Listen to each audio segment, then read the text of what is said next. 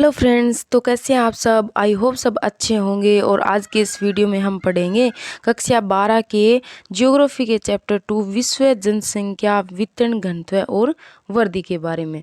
इस पर मैंने पीछे भी 2 वीडियो बना रखे हैं जिसमें मैंने बताया कि जनसंख्या है वो क्या होती है, जनसंख्या घनत्व क्या है, वर्दी और प्रवास के बारे में जाना था। साथ में हमने देखा कि जनसंख्या जो वर्दी है उसको परिवर्तित करने वाले कौन कौन से कारक होते हैं। और आज हम क्या पढ़ेंगे, आज हम देखेंगे कि जनसंख्या जो वृद्धि होती है उसकी कौन कौन सी प्रवृत्तियां होती है। ठीक है, तो इसके बारे में पढ़ते हैं। तो पृथ्वी पर जनसंख्या है 700 करोड़ से भी अधिक है और इस आकार तक पहुंचने में जनसंख्या को 2 शताब्दियां लग जाती है। कितनी 700 करोड़ प्लस होने में कितना समय लग जाते हैं, शताब्दियां लग जाती है। और आरंभिक के कालों में विश्व की जनसंख्या धीरे धीरे बढ़ती है, यानी स्टार्ट से जनसंख्या बढ़ती है तो जनसंख्या धीरे धीरे बढ़ती है, लेकिन उसके बाद 100 वर्षों के दौरान जनसंख्या आश्चर्यजनक दर से बढ़ने लगती है। यानी अचानक जनसंख्या में क्या हो जाता है, विस्फोट हो जाता है। जनसंख्या अत्यधिक गति से बढ़ने लगती है। जैसे 2.2 है वो चित्र में देखें, जनसंख्या वृद्धि की कहानी को बताता है किस प्रकार से जनसंख्या बढ़ती है। लगभग 8000 से 12000 वर्ष पूर्व कृषि का जब उद्भव था, यानी कृषि का जब समय था, आर्थिक स्थिति कृषि पर निर्भर थी, तो उस समय जनसंख्या का आकार देखें तो बहुत छोटा होता है। और मोटे तौर पर कैसी कितनी जनसंख्या होती है, 80 लाख होती है। और ईसा की पहली शताब्दी में जनसंख्या 30 करोड़ से भी क्या थी, कम थी। यानी कि क्या है, ईसा का जन्म होता है उससे पहले की शताब्दी देखें तो उसमें जनसंख्या कम थी। ईसा के बाद की जनसंख्या ईसा के जन्म के बाद ईस्वी में देखें तो क्या होती है, जनसंख्या तेज गति से बढ़ने लगती है, क्योंकि विभिन्न प्रकार की टेक्नोलॉजी, लोगों में जागरूकता, उसके बाद क्या हो जाती है, जागरूकता कम भी होती है, अशिक्षित लोग होते हैं, लेकिन उससे पहले कम जनसंख्या होती है। ईसा की पहली जो शताब्दी है उसमें जनसंख्या 30 करोड़ से भी कम होती है। और 16वीं 17वीं शताब्दी में बढ़ते विश्व के व्यापार ने जनसंख्या की तीव्र वृद्धि के लिए मंच तैयार कर दिया।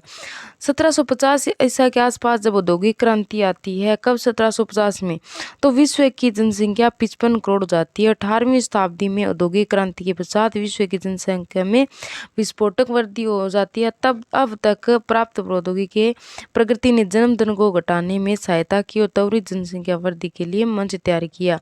जैसे यहाँ पर 2.2 जो ये चित्र है इसमें देखते हैं कि यहाँ पर 1200 ईसा पूर्व है, ईसा का जन्म हुआ, उससे लेकर यहाँ पर जनसंख्या दर है वो किस प्रकार से बढ़ती है। और यहाँ पर देखें तो 1700 1800 के बीच में क्या आता है, 1750 ईस्वी में देखें तो औद्योगिक जो क्रांति आती है 1750 में, उस समय जनसंख्या तेज गति से बढ़ती है, या कहें तो 55 करोड़ के करीब पहुंच जाती है। विश्व विज्ञान और प्रौद्योगिकी ने किस प्रकार जनसंख्या में वृद्धि में सहायता की है, ये किस प्रकार से देख सकते हैं। तो मानवीय और प्राणी जो ऊर्जा है उसके स्थान पर किसका यूज किया जाने लगा, भाप इंजन का। जैसे कि पवन और जल के लिए यांत्रिक ऊर्जा है वो उपलब्ध हो जाती है।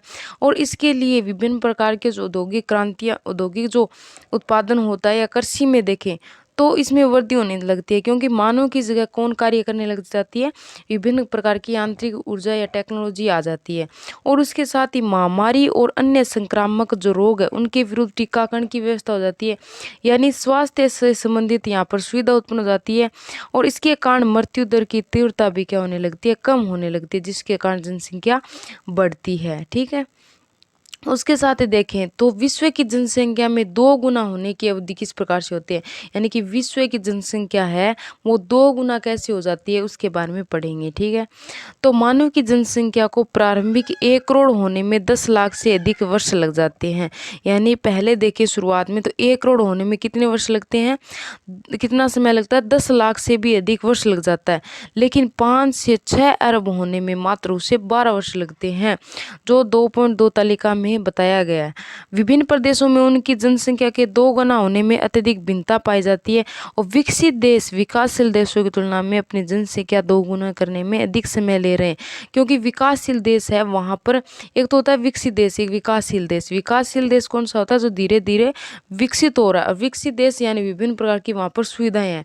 तो विकसित देश है वहाँ पर लोग जागरूक हैं, शिक्षित है, विभिन्न प्रकार की टेक्नोलॉजी है, और उनके पास इतना समय भी कम है, तो वो लोग क्या कर रहे हैं, विकसित देश जनसंख्या है वो उसको कम बढ़ा रहे हैं, बल्कि दूसरी तरफ विकासशील देशों की तरफ देखें तो वहाँ पर अशिक्षित ग्रामीण लोग ज़्यादा हैं, तो वहाँ पर जनसंख्या सबसे ज़्यादा बढ़ रही है।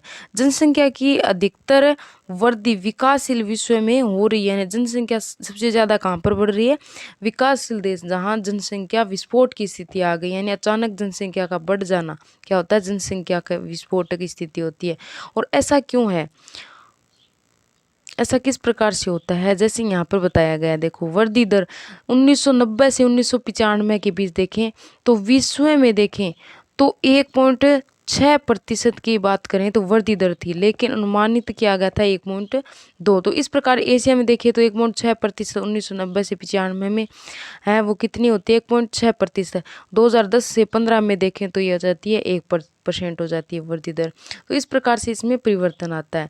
उसके बाद देखें जनसंख्या परिवर्तन के स्थानिक प्रारूप, तो विश्व के विभिन्न भागों में जनसंख्या वृद्धि की तुलना की जा सकती है, और विकसित देशों में विकासशील देशों की तुलना में जनसंख्या क्या हुआ है, वृद्धि कम हुई है, यानी विकसित देशों में जनसंख्या कम है, बल्कि विकासशील देशों में जनसंख्या वृद्धि धीरे धीरे क्या हो रही है, बढ़ रही है। जनसंख्या परिवर्तन है उसका प्रभाव किस प्रकार से होता है, जनसंख्या है इसमें विकासशील अर्थव्यवस्था में जनसंख्या की अल्प वृद्धि विकसित है, फिर भी एक निश्चित स्तर के बाद जनसंख्या वृद्धि समस्याओं का उत्पन्न करती है, और इसमें संसाधनों का हास्य सर्वाधिक होता है, क्योंकि वहाँ पर देखें अपने देश में देखें जैसे यहाँ पर संसाधन है वो तो सीमित है, जैसे पेट्रोल है इसका हम क्या करते हैं, यूज़ करते हैं, तो वो कम होता जा रहा है। जल देखें तो वो भी सीमित है, तो विभिन्न प्रकार के संसाधन है वो सीमित है, लेकिन जनसंख्या तो बढ़ रही है। तो जितनी जनसंख्या बढ़ेगी संसाधन उतने ही कम होंगे, और हमारे लिए सुविधा उससे कम होती है। तो जनसंख्या का ह्रास भी चिंता का एक विषय भी है, और यही इंगित करता है कि वे संसाधन जो पहले जनसंख्या का पोषण कर रहे थे, अब वे क्या कर रहे हैं, जनसंख्या के पोषण में सक्षम नहीं हो रहे हैं। जनसंख्या धीरे धीरे बढ़ रही है, और साथ में जो संसाधन है वो कम हो रहे हैं। और जैसे यहाँ पे क्या है, देखें कि यहाँ पे ये विभिन्न प्रकार के रोग जैसे एड्स जैसे रोग है, यानी एक्वायर्ड इम्यूनोडेफिशिएंसी सिंड्रोम जैसी घातक बीमारी है, तो सबसे पहले अफ्रीका के एरिया में फैली थी, और स्वतंत्र राष्ट्र के राष्ट्रमंडल वहाँ पे कुछ भागों में, और एशिया है उसमें भी मृत्यु दर को बढ़ा रही है। यानी ये जो इस प्रकार की घातक बीमारी हो जाती है जिसके कारण जनसंख्या कम हो रही है, और जीवन की प्रत्याशा है वो भी घट रही है, इससे जनसंख्या की वृद्धि भी क्या हो जाती है, धीमी हो जाती है। यहाँ पर जनसंख्या देखें तो 10,000 ईस्वी पूर्व की बात करें तो जनसंख्या कितनी थी, 50 लाख के करीब थी। उसके बाद 1650 ईस्वी में देखें तो 50 करोड़ की, और 1974 में देखें तो 1974 में 400 करोड़, 1927 में 200 करोड़, यानी कि 1927 से 74 के बीच कितनी बढ़ जाती है, 200 करोड़ के लगभग जनसंख्या में वृद्धि हो जाती है। और साथ में 1804 से 1927 के बीच देखें तो 100 करोड़ के लगभग जनसंख्या में वृद्धि हो जाती है। तो इस प्रकार की जनसंख्या में धीरे धीरे परिवर्तन आता है। और उसके बाद देखिए मुख्य इम्पोर्टेंट पार्ट ये भी आता है जनांकीय संक्रमण, यानी जनांकीय संक्रमण में क्या होता है, तो इस सिद्धांत का उपयोग किस क्षेत्र की जनसंख्या के वर्णन और भविष्य की जनसंख्या के पूर्वानुमान के लिए किया जाता है, कि किसी भी क्षेत्र की जनसंख्या है उसका वर्णन करने के लिए वहाँ पर जनसंख्या में किस प्रकार परिवर्तन हो रहा है, बढ़ रही है या कम हो रही है, और भविष्य में जनसंख्या अगर बढ़ जाएगी तो किस प्रकार से परिणाम हमारे सामने आएंगे, और अगर कम हो रही है तो क्या हो सकता है। तो इसके बारे में हमें यह सिद्धांत बताता है। यह सिद्धांत हमें बताता है कि जैसे ही समाज ग्रामीण खेती और अशिक्षित व्यवस्था से उन्नति करके नगरीय औद्योगिक और बनता है, तो किसी प्रदेश की जनसंख्या उच्च जन्म उच्च मृत्यु दर से निम्न जन्म और निम्न मृत्यु दर की ओर परिवर्तित होती है।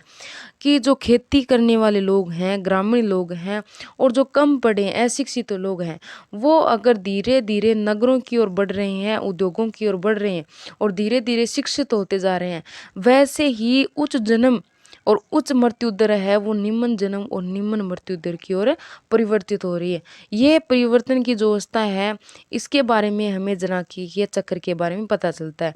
जैसे यहाँ पे बताया गया डायग्राम के रूप में, ग्रामीण खेतिहर लोग हैं वो जनांकीय संक्रमण के इस सिद्धांत के आधार पर बताया गया नगरीय औद्योगिकरण की ओर बढ़ रहे हैं। ठीक है। और इसमें कुछ अवस्थाएं बताई गई हैं, मुख्य रूप से 3 अवस्थाएं। पहली अवस्था क्या बताती है कि उच्च प्रजननशीलता व उच्च मृत्यता होती है, क्योंकि लोग महामारी, भोजन की अनिश्चितता, आपूर्ति से होने वाली मृत्युओं की क्षतिपूर्ति अधिक पुनरुत्थान से करते हैं। कि प्रथम अवस्था में क्या बताया गया है कि प्रथम अवस्था में व्यक्ति है, वहाँ पर जो व्यक्ति जनसंख्या है उसमें उच्च प्रजननशीलता यानी अत्यधिक बच्चों को जन्म देते हैं, और वहाँ पर मृत्यु भी अधिक होती है। क्यों?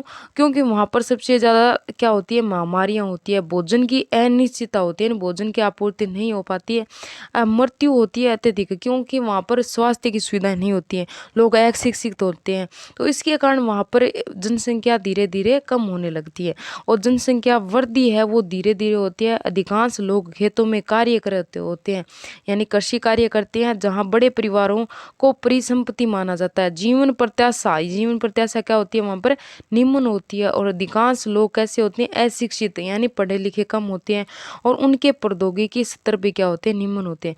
200 वर्ष पूर्व विश्व के सभी देश देखें तो इसी अवस्था में थे। कब? 200 वर्ष पहले की बात करें तो प्रथम अवस्था में थे। उसके बाद जब दूसरी अवस्था होती है तो उसमें क्या आता है, दूसरी अवस्था के प्रारंभ में प्रजननशीलता उच्च बनी रहती है, यानी जन्म दर धीरे धीरे बढ़ने लगती है, यानी बच्चों का जन्म धीरे धीरे अधिक होने लगता है, किंतु समय के साथ घटती जाती है, यानी समय जब बढ़ता है तो जनसंख्या कम होने लगती है। यह अवस्था घटी हुई मृत्यु दर के साथ आती है, और स्वास्थ्य संबंधी दशाओं, स्वच्छता के सुधार के साथ मृत्यु दर में भी धीरे धीरे कमी आने लगती है, यानी जन्म दर बढ़ने लगती है और मृत्यु दर कम होने लगती है।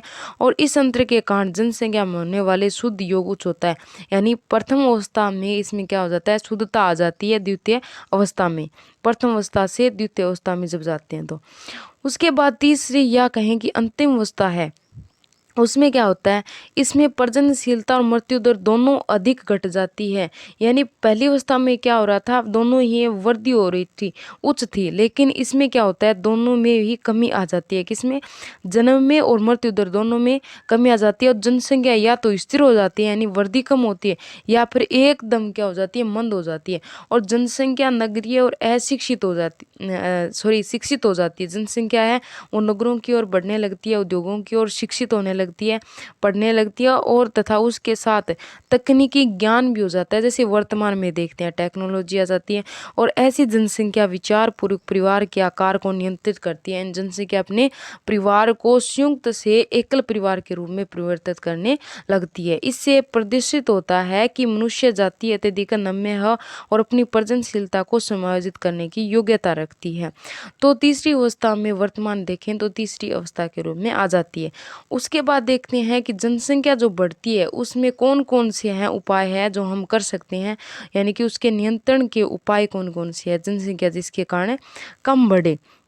तो इसमें पहला आता है परिवार नियोजन। परिवार नियोजन क्या होता है कि सरकार विभिन्न प्रकार के है वो नियति बनाती है, नियम बनाती है, जिसके कारण है वो परिवार अपने जो परिवार की जनसंख्या उसको कम रख सके, उन्हें जागरूक किया जाता है। या फिर उन्हें कहें कि जैसे कि एक बच्चा जन्म लेता है एक घर में, माता पिता होते हैं, उसके पति पत्नी होते हैं, तो उनको समझाया जाता है, उनको जागरूक किया जाता है कि जो पहला बच्चा होगा और उसके बाद दूसरा बच्चा होगा तो उनके बीच में क्या रखें, गैप रखें।